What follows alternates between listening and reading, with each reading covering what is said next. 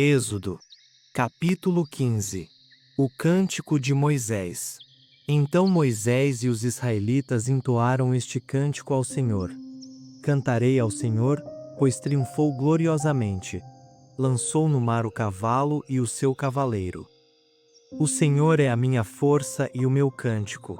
Ele se tornou a minha salvação. Ele é o meu Deus, portanto, eu o louvarei.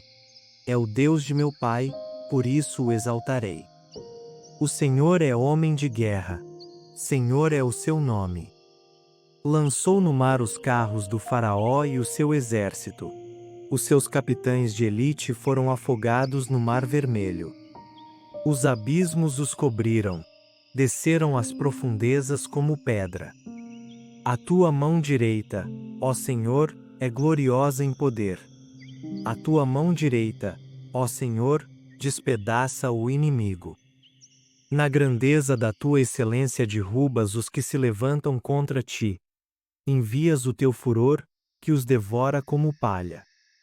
Com o sopro das tuas narinas amontoaram-se as águas, as correntes pararam como muralha. Os abismos coalharam-se no coração do mar. O inimigo dizia: perseguirei, alcançarei, repartirei os despojos. O meu desejo se fartará deles. Arrancarei a minha espada, a minha mão os destruirá. Sopraste com o teu vento, e o mar os cobriu. Afundaram como chumbo em águas profundas. Quem entre os deuses é como tu, ó Senhor? Quem é como tu, poderoso em santidade, admirável em louvores, capaz de maravilhas? Estendeste a mão direita, e a terra os tragou. No teu amor guiaste o povo que redimiste. Na tua força o conduziste à tua santa habitação. Os povos ouviram e estremeceram. O terror apoderou-se dos habitantes da Filístia. Então os chefes de Edom ficaram pasmos. Dos poderosos de Moabe apoderou-se um tremor. Derreteram-se todos os habitantes de Canaã. Medo e pavor caíram sobre eles. Pela grandeza do teu braço emudeceram como pedra, até que o teu povo passasse, ó Senhor, até que passasse este povo que adquiriste. Ó Senhor, tu os conduzirás e os plantarás no monte da tua herança, no lugar que preparaste para a tua habitação, no santuário que as tuas mãos estabeleceram, ó Senhor. O Senhor reinará eterna e perpetuamente. Porque os cavalos do Faraó, com os seus carros e os seus cavaleiros, entraram no mar, e o Senhor fez voltar as águas do mar sobre eles. Mas os israelitas passaram em terra seca pelo meio do mar. A dança de Miriam e das mulheres. Então Miriam, a profetisa, irmã de Arão, pegou um tamborim, e as outras mulheres a acompanharam tocando tamborins e dançando. E Miriam lhes respondia: cantai ao Senhor, porque triunfou gloriosamente. Lançou no mar o cavalo e o seu cavaleiro. As águas amargas tornam-se doces. Depois disso, Moisés fez Israel partir do Mar Vermelho, e eles foram para o deserto de Sur.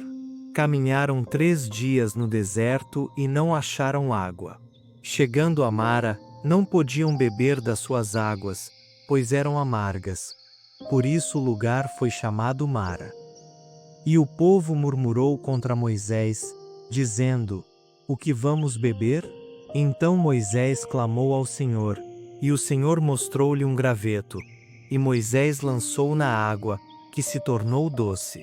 Ali, Deus lhes deu um estatuto e uma norma, e ali os provou, dizendo: se ouvires atentamente a voz do Senhor, teu Deus, e fizeres o que é correto aos seus olhos, e deres ouvido aos seus mandamentos, e guardares todos os seus estatutos, não enviarei contra ti nenhuma das doenças que enviei contra os egípcios, pois eu sou o Senhor que te sara.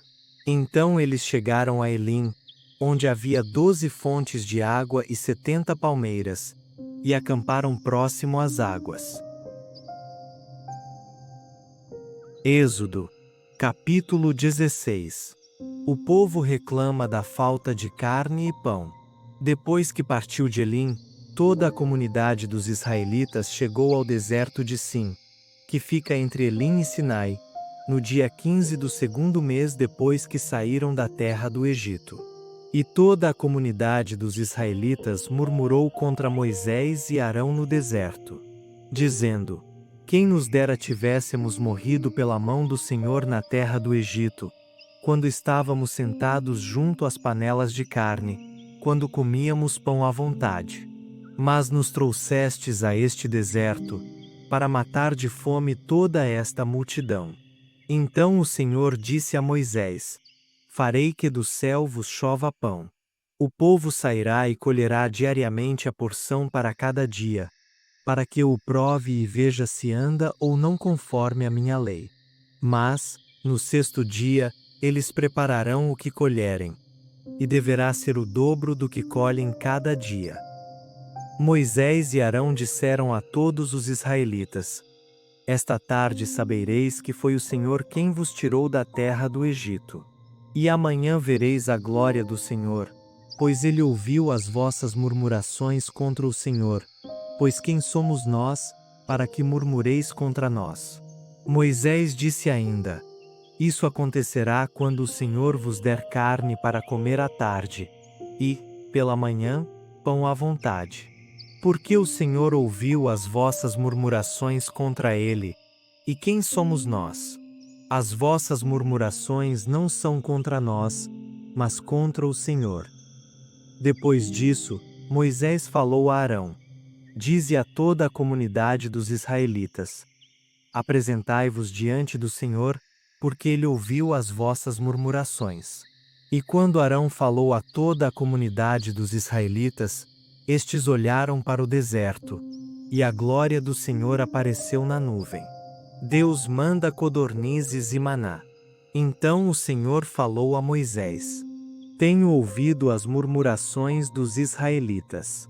Dize-lhes: à tarde comereis carne, e pela manhã tereis pão à vontade, e sabereis que eu sou o Senhor vosso Deus. E aconteceu que à tarde surgiram codornizes que cobriram o acampamento, e pela manhã havia uma camada de orvalho ao redor do acampamento.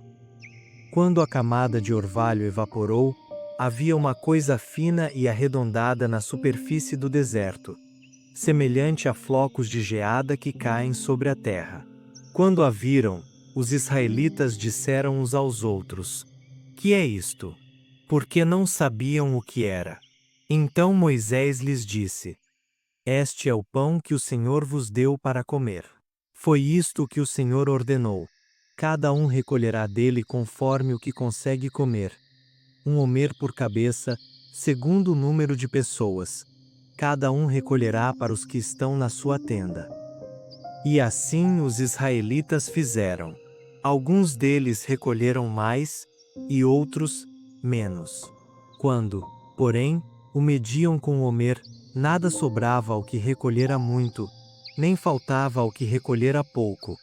Cada um recolhia tanto quanto conseguia comer. Moisés lhes disse também: ninguém deixe dele para a manhã seguinte. Mas alguns deles não deram ouvidos a Moisés e deixaram um pouco para o dia seguinte. Entretanto, ele criou bichos e cheirou mal.